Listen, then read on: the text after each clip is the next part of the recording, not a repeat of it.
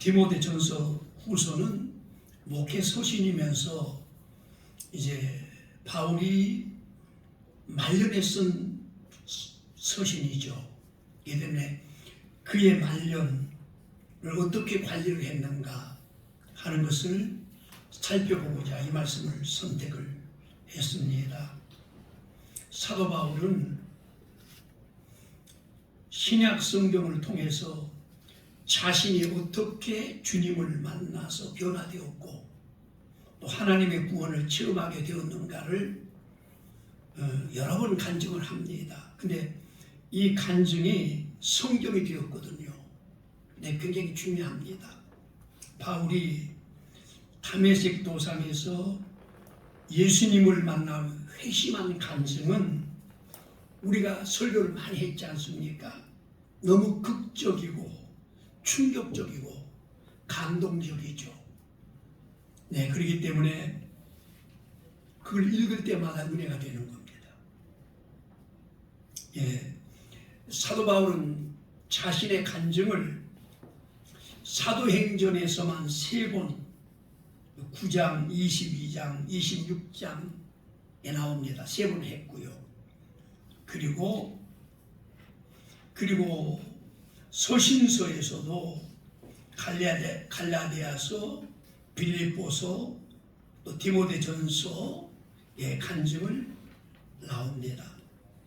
우리가 잘 알다시피 다메섹 도상에서 사울아 사울아 내가 어찌하여 나를 박해하느냐 하시거늘 대답하되 주여 누구시니까 이르시되 나는 내가 박해하는 예수라. 참 엄청난 충격이었죠. 박해하는 예수라 했을 때. 근데 바울의 간증을 읽어보면은 일관성이 있습니다. 일관성이. 그리스도를 만나기 전에 모습, 그 다음에 그리스도를 만났을 때 모습, 그 다음에 만난 다음에 그리스도 안에서 변화된 자신의 모습을 간증 형식을 통해서 말하고 있습니다. 우리가 늘 잘 아는 말씀, 예수 그리스도를 만난 후에 바울의 선언이 고린도 후서 5장 10절에 그런즉 누구든지 그리스도 안에 있으면 새로운 피조물이라 이전 것은 지나갔으니, 이거 설교를 굉장히 많이 하죠. 저도 이 설교를 많이 했습니다. 근데 문제는 어느 날 문득 정말로 너는 새로운 피조물이 되었는가 하는 질문을 하게 되었습니다. 정말로 새로운 피조물이라고 자신 있게 얘기할 수가 있는가 하는 질문을 스스로에게 해봤습니다.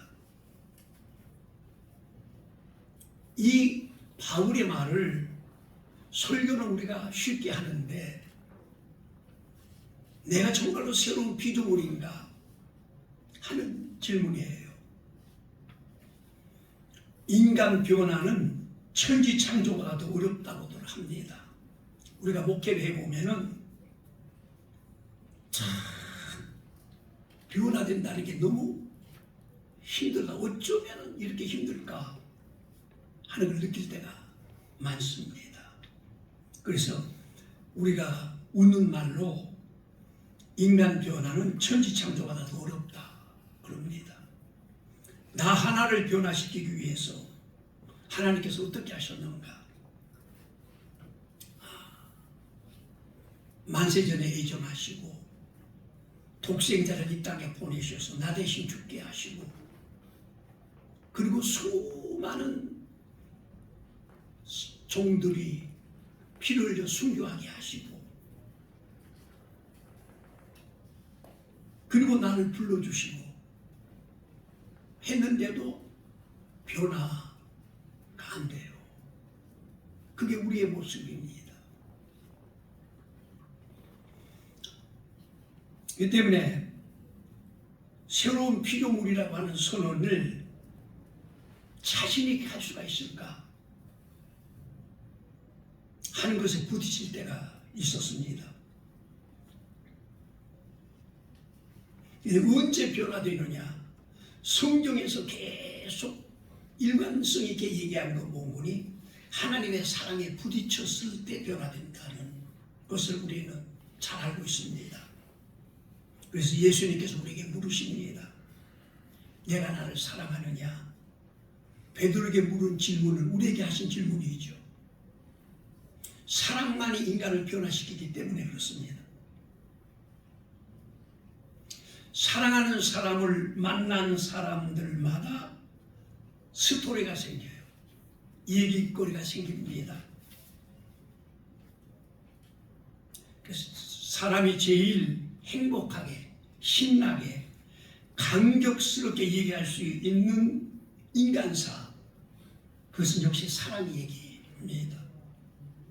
이게 하나님의 놀라운 사랑을 발견하고 그 사랑 안에서 우리가 새로운 사람이 된 경험이 있다면은 우리도 그렇게 간증할 수 있지 않겠습니까?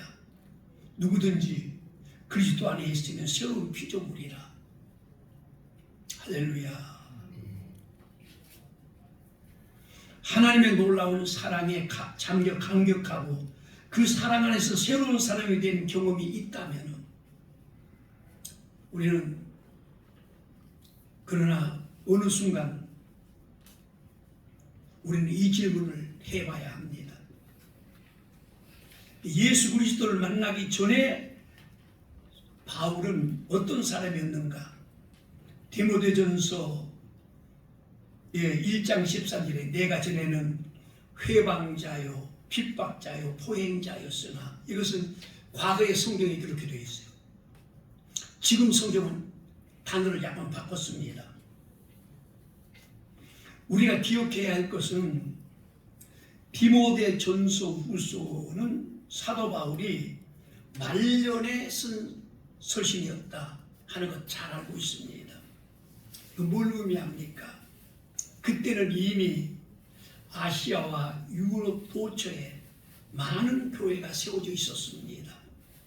그 교회의 대부분이 사도 바울이 목숨을 걸고 복음을 전하여서 헌신하여서 세워진 교회들이었습니다.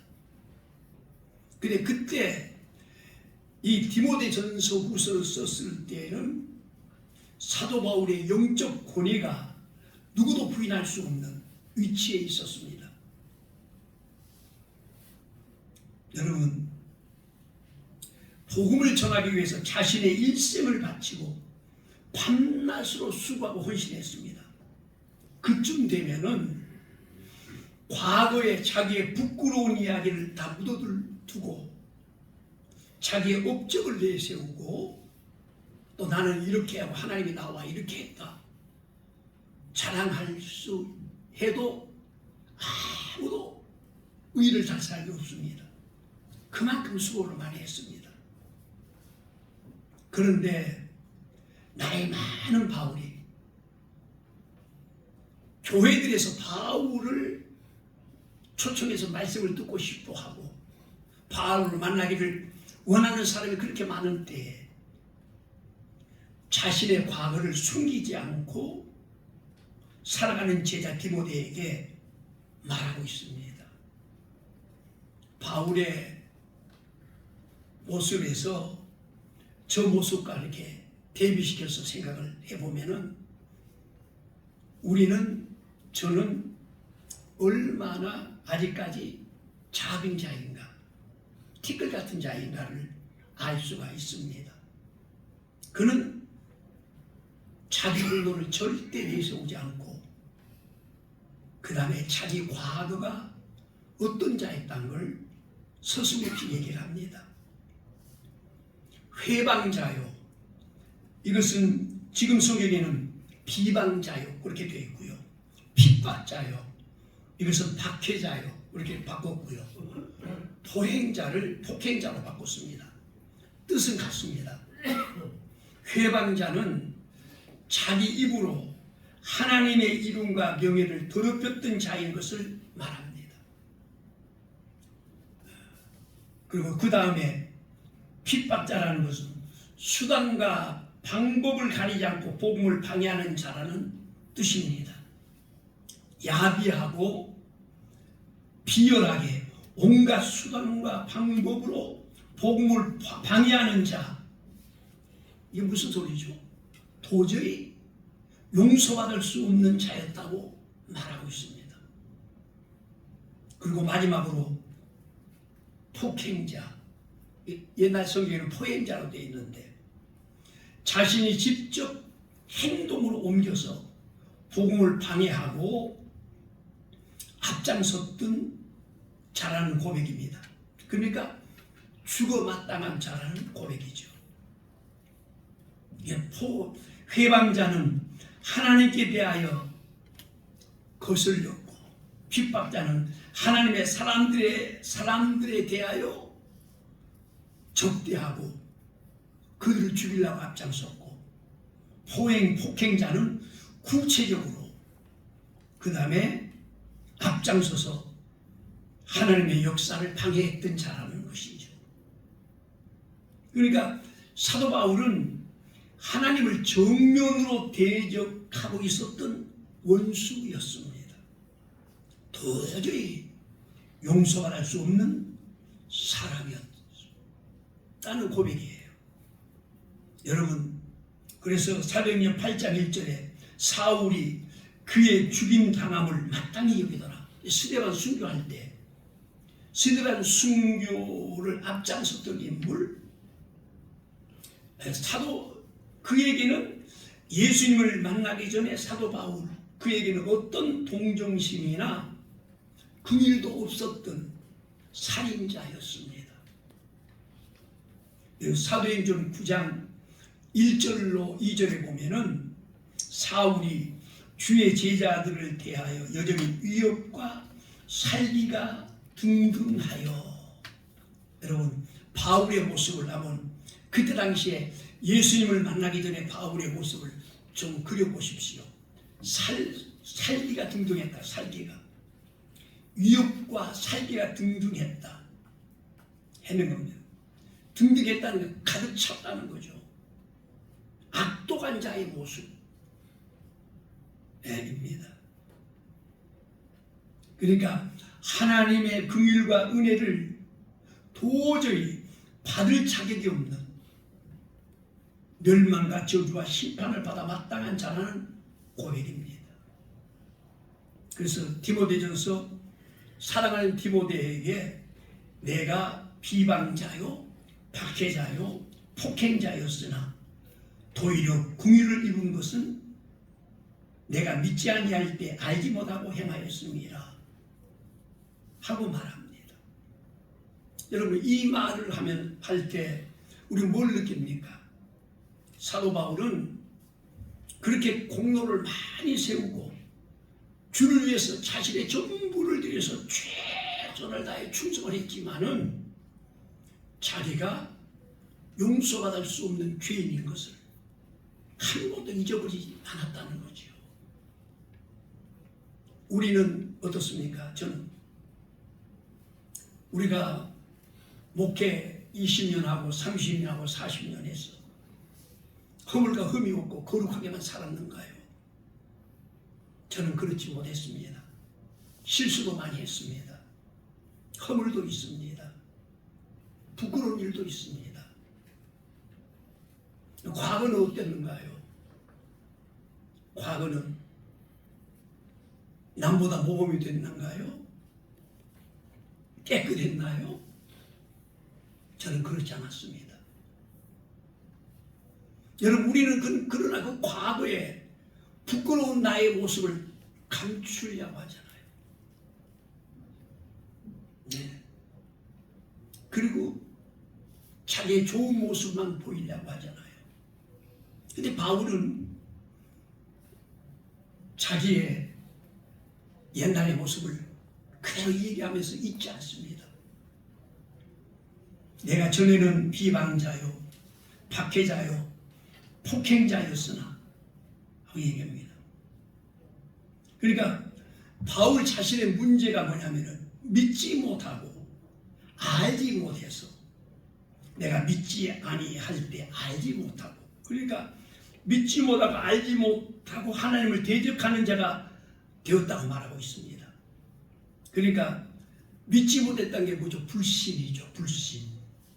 알지 못했다는 건 무지죠. 무지.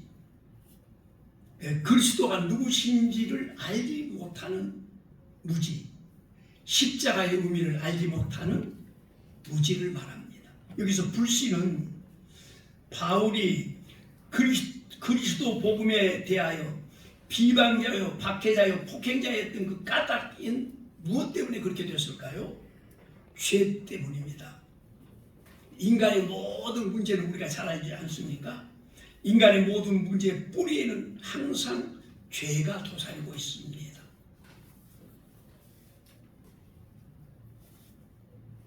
사도 바울은 말년에 디모데 제자 앞에서 뭐라고 고백하니? 죄인 중에 내가 괴수라고 고백합니다. 괴수는 뭐죠? 악당의 우두머리, 못된 짓을 하는 무리의 두목이라는 것입니다. 그렇게 고백합니다. 여러분, 바울은 율법과 성경을 가장 잘 알고 있다고 생각했던 사람이었습니다. 왜냐하면 당대 최고의 율법학자 가마리엘 문화에서 공부했던 인물이기 때문에 그렇습니다. 그런데 그런 바울이 자신이 영적으로 무지하였음을 고백합니다. 그리고 죄 중에서 가장 무서운 죄가 바로 불신의 죄입니다. 성경은 모든 죄를 다 정죄하지만은 그 다음에 불신의 죄를 가장 심각하게 생각합니다. 다른 모든 죄는 어느 정도 내 양심의 작용에 의해서 깨달을 수가 있지만은 불신의 죄는 성령의 조명이 아니고서는 깨달을 수가 없는 죄악입니다. 그래서 요한복음 16장 8절에 그가 와서, 그는 보혜사 성령님이죠. 그가 와서 죄에 대하여, 의에 대하여, 심판에 대하여 세상을 책망하시리라고 말했습니다. 성령께서 다른 많은 일들을 하시지만은 특별히 세 가지 면에서 죄의 문제, 의의 문제, 심판의 문제를 깨닫게 하시고 그걸 지적하신다고 하십니다. 그래서 여기 16장, 요한복음 16장 9절에 죄에 대하여 하면 저희가 나를 믿지 아니하며, 가장 중요한 죄는 바로 예수 그리스도를 믿지 아니하는 것입니다. 예수 그리스도를 믿지 않은 것은 죄 중에 가장 큰 죄다. 세상은 그걸 모르죠. 성령께서 우리 마음속에 임하셔서 나를 다루시고 나를 깨우쳐 주시기 전까지 그 죄를 깨달을 수가 없습니다. 우리가 예수 그리스도를 믿지 않았던 것이 죄 중에 가장 무서운 죄였음을 깨달은 순간, 그때부터 우리에게는 구원의 희망이 생깁니다. 바울은 자신을 가리켜서 죄인의 괴수라고 고백합니다. 그게 언제였습니까? 많은 업적을 쌓은 바울이 말년에 이제 순교를 눈앞에 두고 그렇게 말합니다. 자신이 도저히 용서받을 수 없는 죄인 괴수라는 것을 평생 잊지 않고 고백하고 있습니다. 이게 진정한 겸손이죠. 이 바울의 이 고백 앞에 내 자신을 한번 이렇게 비춰봤습니다. 목회를 하면서 늘 말씀을 증거하면서 자기는 말씀대로 사는 사람처럼 굉장히 의로운 사람처럼 행사할 때가 얼마나 많았는지, 자신은 죄와 전혀 상관없는 사람처럼 살아서 그렇게 행사할 때가 얼마나 많았는지, 사도 바울은 자기가 죽어도 몇 번 죽어 마땅한 죄인인 것을 한 번도 잊지 않았습니다. 수많은 업적을 남겼던 대사도의 고백입니다.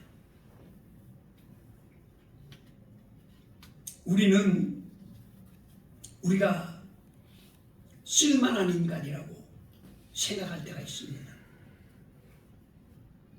그런데 바울은 그렇지 않았습니다. 이런 바울이 어떻게 구원을 받았는가를 말하는데 13절에서 도리어 그물을 입었다고 고백합니다. 그리고 14절에서 우리 주의 은혜가, 그러니까 그물과 은혜, 이 두 단어는 사도 바울이 모든 서신서에서 가장 강력적으로 사용했던 단어가 긍휼과 은혜입니다. 긍휼과 은혜. 첫 번째 긍휼은 긍휼이란 저주를 받아 마땅한 사람을 불쌍히 여겨서 그 저주와 멸망을 내리지 않는 것이 긍휼이라고 합니다. 그러니까 긍휼은 상대방에 대해서 불붙은 마음으로 상대를 있는 그대로 받아주고 측은히 여겨 돌봐주는 하나님의 사랑, 성품을 긍휼이라고 합니다. 성경이 하나님의 품성을 묘사할 때 가장 자주 설명하는 내용이 하나님은 긍휼에 있어서 풍성하다 하는 분인 것을 말씀하고 있습니다. 그분의 긍휼이 없으면은 우리는 구원이 없습니다. 하나님의 거룩한 빛 앞에 우리의 모든 존재가 적나라하게 드러나면 드러날수록 우리는 주님 앞에 설 자리가 없는 죄인인 것을 발견합니다. 그러니까 사도 바울은 끝까지 그걸 잊지 않습니다. 왜 그렇습니까?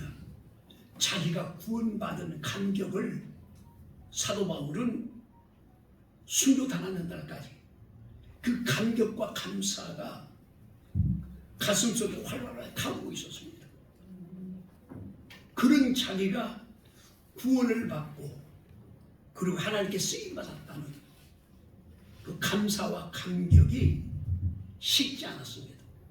그게 사도 바울의 영성입니다. 그런데 우리는 목회를 하다 보면 세월이 흐르면서 내가 구원받은 것에 대한 감사와 감격이 식어져 버립니다. 식어져 버립니다. 당연한 것처럼 생각할 때도 있습니다. 주님께서 우리를 긍휼히 여기셨다. 저주와 멸망을 받아야 마땅한 나를 긍휼히 여겨주셨다는 거예요. 두 번째로 은혜라는 말은 우리가 늘 자주 쓰는 말이죠. 잘 아는 것처럼 받을 자격이 전혀 없는 사람에게 베풀어주는 일방적인 호의가 은혜입니다.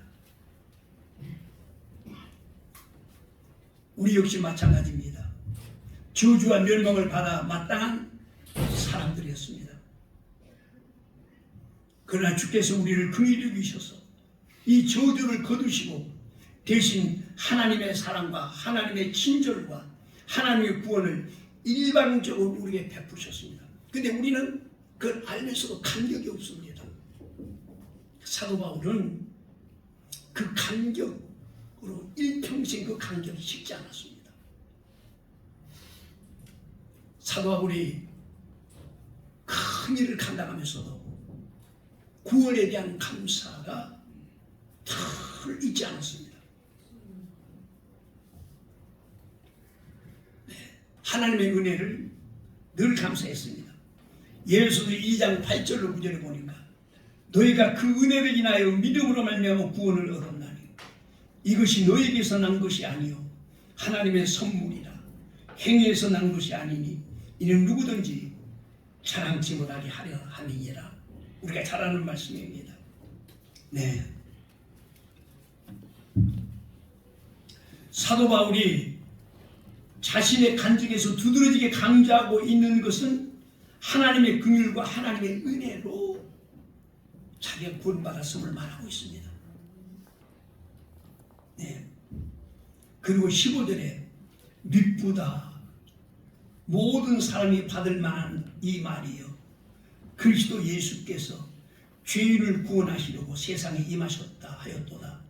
죄인 중에 내가 개수니라. 여기서 중요한 게 뭐냐면은 우리가 예수님은 죄인을 불러러 오셨다. 이게 복음인 걸.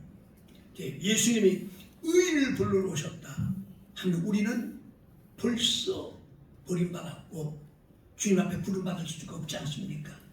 죄인을 부르러 오셨다. 그래, 죄인을 구원시키려고 세상에 임하셨도다. 이 말의 악센트. 그러니까 이 고백에 자신이 죄인 괴수였다고 고백하지 않습니까? 그러면서 하는 것이 이게 얼마나 감사하고 감격적인지. 사도 바울은 그 감격과 감사를 그렇게 많은 교회를 세우고 많은 일을 한 사도 바울이 그걸 쉽지 않았습니다. 네, 우리가 나이가 들면은 건강도 옛날 같지 않고 또 몸도 아프고 또 목회하면서 많은 상처도 있고 은퇴를 하면은 어떨 때는 생활도 막막해질 때가 있습니다. 그러면서 그 감격을 다 잃어버리고 그 감사를 다 잃어버리고 그리고 아주 건조해져 버리는 그럴 때가 있습니다. 미쁘다, 신실하다, 영원하다, 성실하다, 정직하다, 진실하다,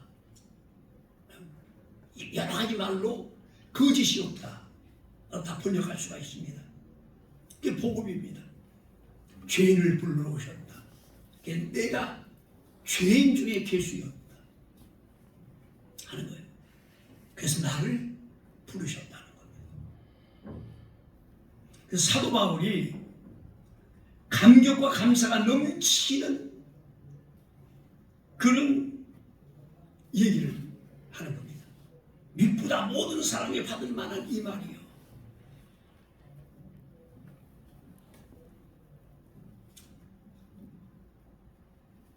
이게 복음이죠.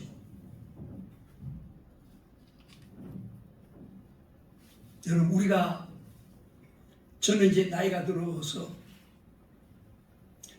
집사람하고 같이 기도할 때 하나님 저를 사랑해 주셔서 감사합니다. 티를 갖고 부족하고 허물 많은 저를 소중하게 사용해 주셔서 감사합니다. 그리고 또 감사가 믿음을 주셔서 감사합니다. 이 감사를 합니다. 이 믿음을 주셨다는 것은 믿음은 하나님의 선물이죠. 하나님의 은혜이며 놀라운 축복이기 때문에 그렇습니다. 네.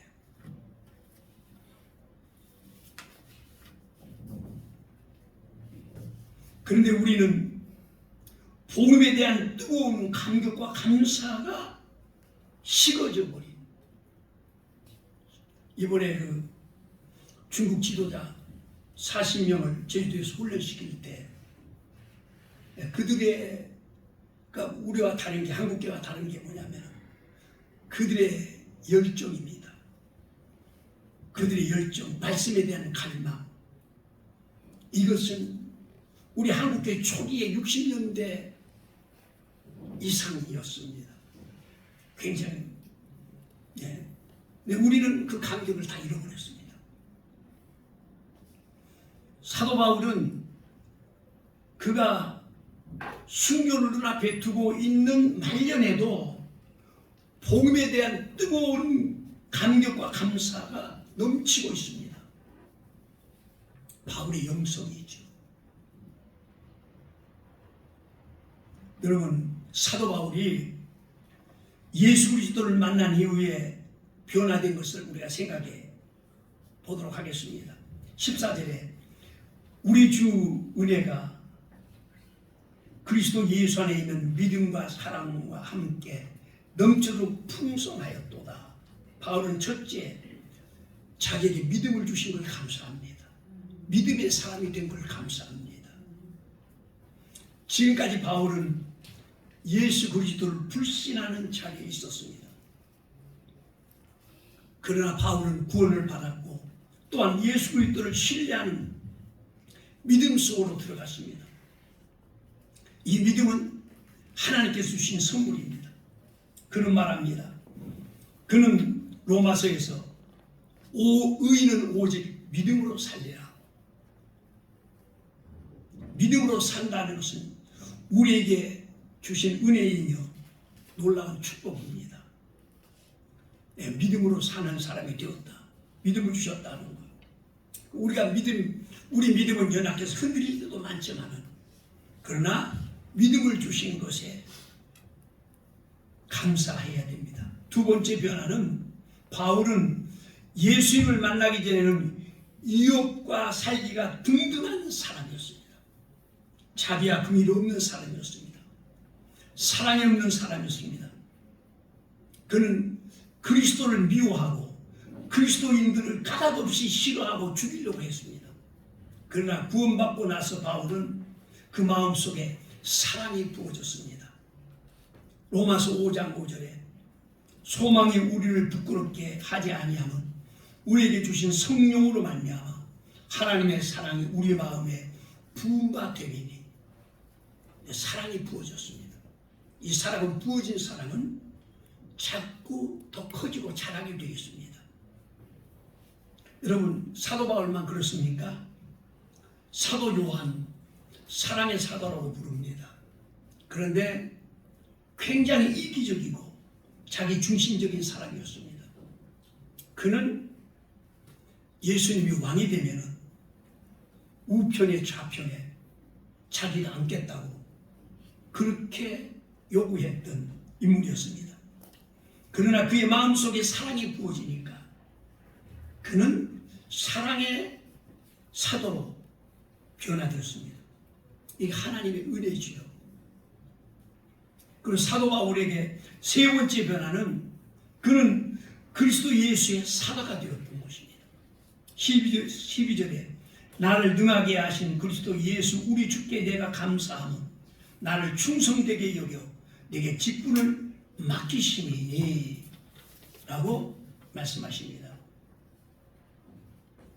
예수님께서 우리를 구원하신 것은 단지 파멸과 지옥 형벌에서 건져내시기 위한 것만이 아니었습니다. 주께서 나 같은 허물 많고 약점 많은 사람을 사용하기를 원하셔서 직분을 맡기셨습니다. 나에게 직분을 주시는 것, 이걸 날 충성되이 여기셨다고 합니다. 이게 축복입니다. 성경은 로마서 11장 29절에 하나님의 은사와 부르심에는 후회하심이 없느니라 하고 말씀하십니다. 우리는 후회를 많이 합니다. 우리가 부부 사이에도 내가 저 인간을 안 만났으면 후회할 때가 있습니다. 그리고 우리가 사익감을 고르거나 또 사람을 선택할 때 또 집사를 임명하고 장로를 임직하고 할 때 나중에 후회할 때가 많습니다. 우리 인간은 그렇습니다. 그런데 하나님은 나를 선택하시고 나 같으면 후회할 겁니다. 저런 인간을 내가 목사로 선택했다니, 저런 인간을 제자로 선택했다니 후회할 겁니다. 근데 하나님은 하나님의 부르심에는 후회함이 없다고 하십니다. 나 같은 자를 부르시고 목회하면서도 수도 없이 넘어지고 쓰러지고 하나님 보시기에 할당치 않는 일을 그렇게 많이 했는데도 후회하지 않는다. 나를 선택하고 부른 걸 후회하지 않으시면 됩니다. 그럼 뭘 의미합니까? 나 같은 못난 자를 끝까지 믿어주시는 것입니다. 충성되이 여겨주시는 것입니다.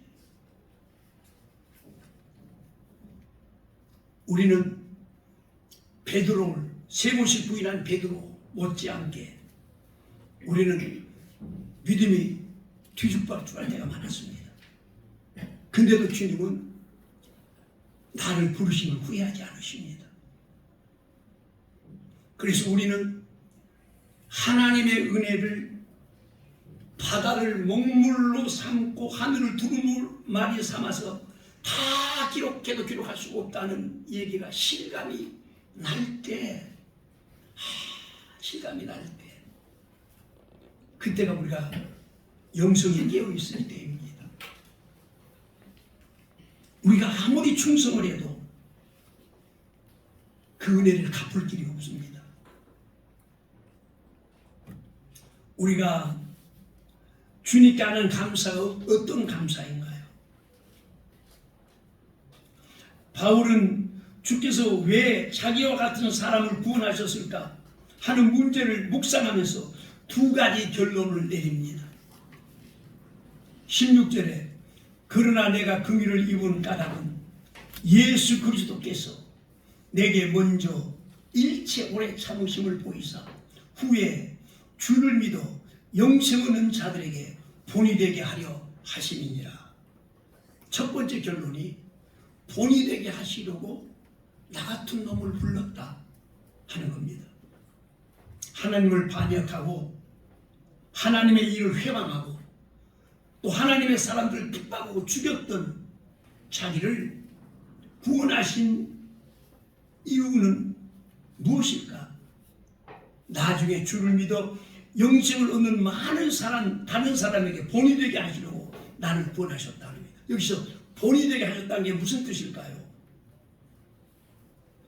우리가 사람들에게 복음을 전할 때 그다음 우리가 예수를 믿도록 공부를 하면 어떤 사람은 나는 죄가 너무 많아서 구원받을 수가 없습니다. 더군다나 옥중 감옥에 가서 전도를 하면 그런 분들이 더 많죠. 자포자기하고 나 같은 자가 어떻게 구원을 받을까 그렇게 말하는 사람이 있습니다. 그런 절망적인 소리를 하는 사람들에게 나를 보시오. 하나님께서 나 같은 죄인 괴수도 참아주시고 저주와 멸망을 받아 마땅한 나를 긍휼히 여겨주시고 그 놀라운 은혜를 베풀어 주셨습니다. 그렇다면 당신도 구원을 받을 수 있지 않겠습니까? 네. 주변의 모든 사람들에게 영생의 복음을 전하는 모범이 되게 하려고 하나님이 나를 구원하셨다는 거예요. 사도 바울은 죄인 중에 괴수라는 얘기 나보다 더 악한 죄인은 없다는 뜻이에요. 그러니까 나보다 더 누구든지 다 예수만 믿으면 구원을 받을 수 있다 하는 거죠. 이 사실을 깨달은 바울의 마음속에는 찬송이 흐릅니다. 감사와 감격이 흐릅니다. 두 번째 결론, 하나님을 찬송하게 하시려고 바울의 찬양이 17절에 기록되어 있습니다. 영원하신 왕, 곧 썩지 아니하고 보이지 아니하고 홀로 하나이신 하나님께 존귀와 영광이 영원 무궁토록 있을지어다. 아멘. 영원하신 왕, 썩지 아니하고 보이지 아니하고 홀로 하나이신 분, 존귀와 영광이 영원 무궁하도록 있을지어다. 바울은 하나님을 송축하고 있습니다.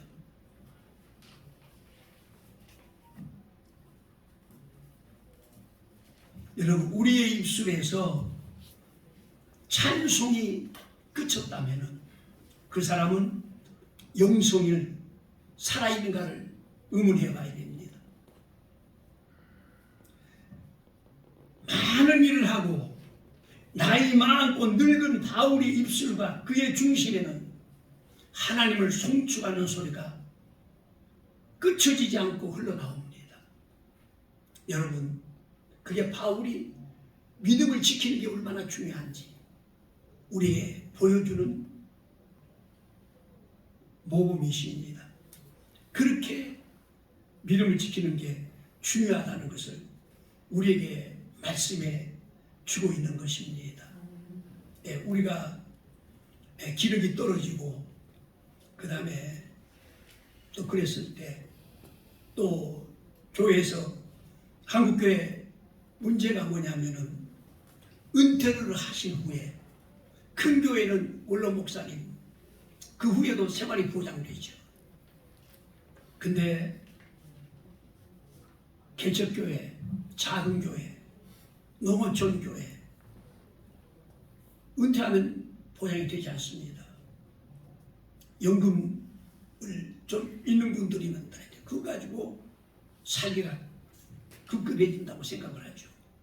그러다 보면은 목회자가 나중에 믿음을 잃어버리고 세속화되는 짓을 할 때가 많습니다.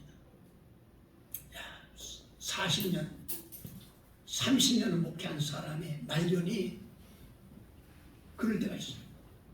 그래서 여러분들이 이렇게 여러 사람하고 합작을 해가지고 예배당을 팔아먹고 그 다음에 그걸 퇴직금으로 챙겨나가는 목사님들 또 있고요. 참 너무 슬퍼요. 나중에 믿음의 끝을 그렇게 장식하는 것은 여태 자기가 외쳤던 것을 주님 앞에 가서 뭐라고 말하는지 우리가 끝까지 믿음을 지키고 영성을 유지하는 게 얼마나 중요한가 하는 것을 바울의 간증을 통해서 다시 한번 살펴볼 수가 있습니다. 기도하겠습니다. 아버지 하나님, 우리에게도 끝까지 믿음을 지킬 수 있는 영성을 허락하여 주시옵소서. 예수님 이름으로 기도드립니다.